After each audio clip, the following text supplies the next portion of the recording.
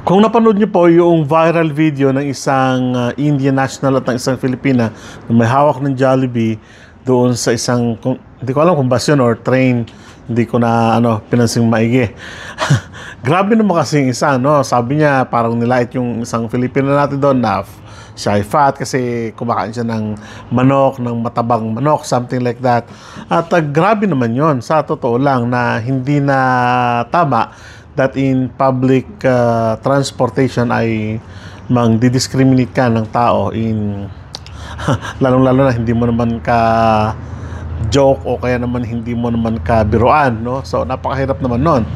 Kaya hindi ko alam kung ano yon, pero napadala lang sa newsfeed ko, and then well, of course, ako naman ay nag-jump agad doon sa comment section at nakakatawa yung mga comment ng mga kababayan natin doon. At syempre, hindi rin naman tama na magbalita. Hindi natin alam kung ano pinagdadaanan noon, pero hindi tama talaga yung babae, yung ale na yon, no? At naging usapan din ito sa maraming aspeto ng pamumuhay. Hindi lamang ito actually nangyayari o nangyari doon sa kung saang bansa yun, hindi natin alam kung saan, no? Hindi ko na sinearch kung saang lugar yung kumbaga venue o kaya settings ng incident na yon. So hindi natin masisisi na yung mga kababayan natin ay magbato ng syempre na kanilang opinion din at ng kanilang mga saloobin doon sa pangyayari, dahil ang nabanggit kasi doon ay domestic helper ng mga Filipina, parang gano'n. Parang in general term ay naging tampulan pa ng panalait ang pagiging isang domestic helper o domestic helpers ng mga kababayan nating Filipino. At syempre kami ng mga nandito, nagtatrabaho na dito, ay nagbigay din kumbaga ng kuro-kuro at nag-usap-usap din patungkol sa bakit sinasabi ng mga ibang lahi ng mga Filipino ay for domestic helpers only, something like that. So well, alam natin yung background natin in the long history ng pagiging isang domestic helper, pagiging caring natin mga Filipino sa ibang lahi, well, in terms of hanap buhay, ano? So, yung una nga dito, na ang mga Filipino raw ay for domestic helpers only, at yun yung kilalang trabaho para sa mga Filipino. Well, let's accept the fact na ito yung katotohanan na marami sa ating mga kababayan, lalong-lalo na sa Middle East, Hong Kong, and Singapore, and so on and so forth, ay naging domestic helpers nga. So, naging, kumbaga, alam ng iba't ibang nasyon na ang mga Filipino ay kilala sa pagpapadala ng mga domestic helpers na talagang nakatutulong sa economy naman talaga ng Pilipinas. Kaya hinahayaan ito, o kaya naman kaya ito ay binibigyan pa rin syempre ng pagsige ng gobyerno, dahil alam natin na malaki yung remittances na papakinabangan ng government natin sa mga domestic helpers natin. Pero hindi naman siguro tama in our own, kahit sino ng mga Filipino nasabihin natin sa kasalukuyan na ang mga Filipino ay domestic helpers. So, syempre, medyo maano tayo doon, medyo may sakit ng kalooban, o kaya naman masasaktan tayo doon sa sinabi nung alin na yun na mga Filipino nga daw ay domestic helpers, na may ano to parang merong grudge to sa mga Filipino, something like that. So, ito yung isa sa mga dilema actually ng mga kababayan natin kapag nandito sa ibang bansa na kumbaga tayo mga Filipino ay for domestic helpers lang, at ito na yung ating reality sa kasalukuyan, at ito na yung kumbaga magdidikta sa atin, parang gano'n, ano? So, pagbulay-bulayin po natin yan. So, pangalawa ay mga Filipinos daw that they cannot upgrade their skills or talent kapag nandun na sa ibang bansa, no? At nananatili sa mga low wages na mga trabaho. Well, in general, marami sa mga kababayan talaga natin ang nasa ganitong industriya, nasa ganitong mga trabaho, low wage, yung tinatawag nating mababa yung sahod, at pang entry level, ano? But it is not true to all. Marami sa mga kababayan natin actually ang talagang nag-upgrade naman. Hindi naman totoo na sabihin ng ibang lahi na pang ano ka lang, entry level ka lang, o kaya naman pang ganyan ka na lang trabaho at hindi ka pwedeng mag-upgrade kasi yung education system ninyo ay kakaiba. Well, tanggapin natin yung katotohanan na kuminsan ay ito naging dahilan yung education system natin dahil kulang tayo sa natawag nating number of years sa education natin. But of course, ngayon ay iba na, no? So, hindi naman totoo na nag-stick na tayo dun sa level na yon at marami tayo. Ako ay isang pagpapatunay, yung mga kababayan natin dito sa Canada, sa Regina, Saskatchewan, ang pagpapatunay na hindi tayo nag-stick sa isang level lamang, kundi sabi ko nga sa mga ibang vlog natin ay nag-i-step up tayo dun sa maraming bagay, lalong-lalo na sa skills and professional development natin, ano?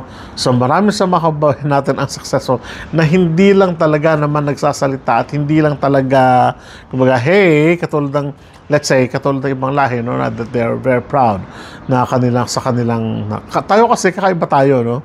In terms of sa pagmamalaki, hindi tayo yung kumbaga, manager ako, parang gano'n, blah, blah, blah, sa ibang lahi. Tayo kasi, manager ka, okay. Ganun lang. Ganun tayo kung minsan yung nature ng mga Filipino. Meron din, talagang may kayabangan din ng mga Filipino na, ganito ako, ganyan ako. Pero not true to all, no? So, depende pa rin po yan, ano? Ayun, pangatlo, Filipinos are for entry-level job and for survival jobs only. So, yun yung kanilang thinking sa mga Filipino, ano? Kaya, kung babalikan natin yung litanya ng Ali kanina na sinasabi niya doon na, pang entry-level lang, kumbaga, parang domestic helper, parang ganon yung mga Filipino at ganon yung naging thinking ng mga ibang lahi, no? But nakakalungkot isipin na marami sa mga kababayan natin ang talagang nag-stick doon sa ganong level at kumbaga hindi na umalis, no? In the sense na ayaw na nilang umalis. Marahil, sabihin natin, masaya sila doon and so on. Nakakalungkot dahil sabi natin, ito yung naging tampulan ng tukso at ng mga ibang lahi kung baga yun ang tingin sa atin, ano? At sila kasi medyo agresibo, yung ibang lahi, ano? Medyo agresibo sila sa paghahanap ng trabaho, sa pag-explore sa ibang trabaho, sa pagpapagaling ng kanilang mga skills. Tayong mga Filipinos kasi, kung minsan, kung hindi tayo inoferan, hindi natin i-grab, parang ganun, ano? Tayo kasi mga Filipino, again, isang halimbawa, yung mga kababayan natin sa industry na, i-offeran ng sabihin natin pagka supervisor, medyo mahiya yung mga kababayan natin, sasabihin naman ng isa, ako na lang, gano'n. Siyempre, kung sino yung bravo, kung minsan doon nila dinadala. Tayo mga Filipino kasi hindi tayo bravo sa ganong, hindi lahat, hindi lahat. Pero may mga kababayan tayong ganun kasi na, okay na ako dito, parang gano'n. Kaya sabi ko nakakalungkot dahil ito yung kuminsan naging tampulan ng tukso ng ibang lahi patungkol naman sa atin. Now, ano naman yung reality pagdating doon sa talagang kakayanan nating mga Filipino, no? So, doon sa pag-uusap namin kanina ng ating mga kababayan kanina, kasi break time din namin, at yung manager namin ay Filipino, at yung isang AI namin ay marami mga Filipino na ang sabi ng isang kabayan natin kanina, hindi naman ako teacher pero nasa school ako. Kasi sinubukan ko, dinare ko yung sarili ko na upskill din ako, increase din ako ng skill ko na pagdating ko dito, hindi lang ako tataong bahay, hindi lang ako doon sa, kumbaga sinasabi nilang entry level o jobs o kaya naman survival jobs, but meron pa akong ibang kakayanan na kung saan ay pwede kong ipagmalaki sa aking sarili professionally, parang ganon. So, ang nakakalungkot kasi, sabi nung isang ate kanina, ay tayo mga Filipino, timid tayo, medyo hindi tayo ganun kaboka in terms of skill natin na katulad nga sa sinabi ko kanina na yung ibang lahi ay talagang pinagmamalaki nila na sila ay ganito o ganyan, no? Pero yung mga kababayan natin, hindi ganun, no? For instance, nung pumasok po ako sa workplace ko ngayon, mayroon akong nakilala isang Filipina. Siyempre tayong mga Filipino, kapag mas matanda sa atin, natural, kumbaga parang ginagala mo siya, gano'n. Pero makikita mo kasi, iba yung tindi niya, no? Parang napaka-finesse, something like that. So sabi ko, sabi ko gano'n, kumusta po? Pero nakipag-interact siya sa lingwahe natin. And then nakausap ko yung pinsan ko, sabi ko, ay may isang manager doon, napaka-finesse, lambing mo salita.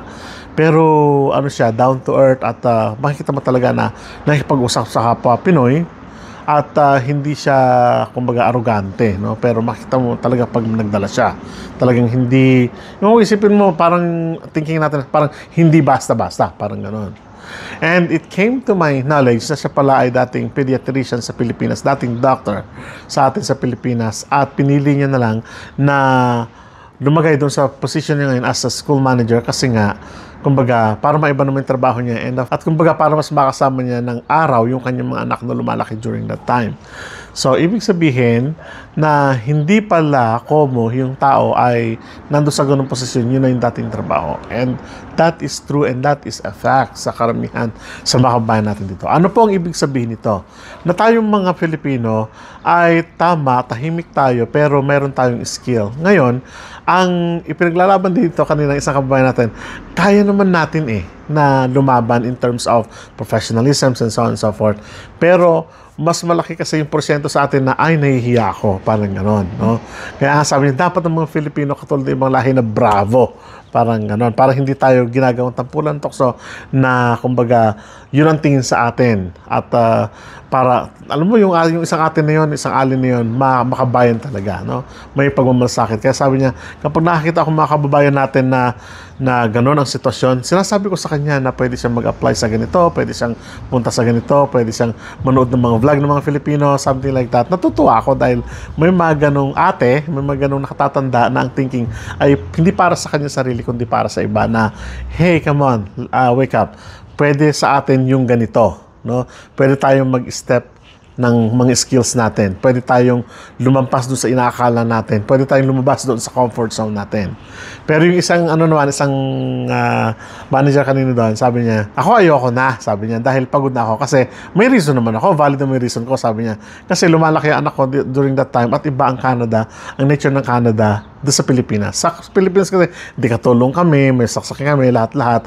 Pero yung asawa ko kasi dito, talagang passion niya doon sa engineering, parang ganon-ganon. So, anong gagawin ko? So, nag-focus ako sa mga anak ko at na-enjoy ko naman na, hindi naglaon, na-enjoy ko at na-enjoy ko naman pala, sabi niya, yung trabahong iba doon sa nakagawin ko bilang doktor sa Pilipinas. So, sabi ko, ang fulfillment ng isang tao, it's not only yung pagtaas ng kanyang profession, but yung satisfaction doon sa trabaho, no? So, yung magkaibang side yon.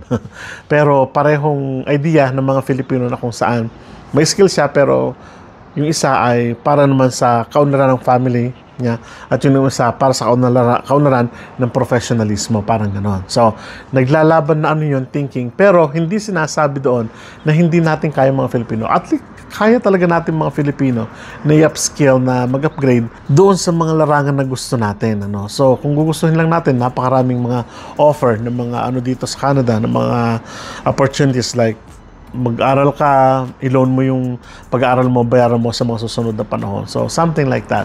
So, doon sa mga napapanood natin, huwag tayong magbasa lang tayo ng comment, pero huwag na tayong mag-comment na mga sibuyas kayo, mga baho-baho nyo.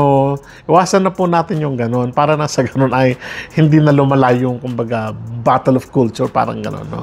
So, hayaan natin yung pangyari. Hindi natin masasalo yung kaisipan ng nakararami, kaisipan nila yun, freedom nila yon. Pero I would say and I would suggest na iwasan na natin, kasi pakita na lang natin na tayong mga Filipino ay talagang in terms of mapagpakumbaba po talaga tayo mga Filipino, lalong-lalo na sa mga ibang lahi, sa ating mga kapwa, at pagmahal doon sa kultura natin, no? So, marami. So, sana po ay nakakuha kayo ng insight in terms of yung thinking na yun na mga Filipino ay pang domestic helper lang. No, hindi pang domestic helper lang ang mga Filipino. Kahit na domestic helper na lang na sinasabi ng iba, malaki ang naitutulong nito sa economy ng Pilipinas at sa pag-asenso ng isang family na naiwan niya sa Pilipinas. Kaya natin mag-upskill, kaya natin mag-upgrade, kaya natin palaguin yung sarili natin. So, maraming salamat po at kita-kita po tayo sa mga susunod na vlog. Hanggang sa muli po, paalam.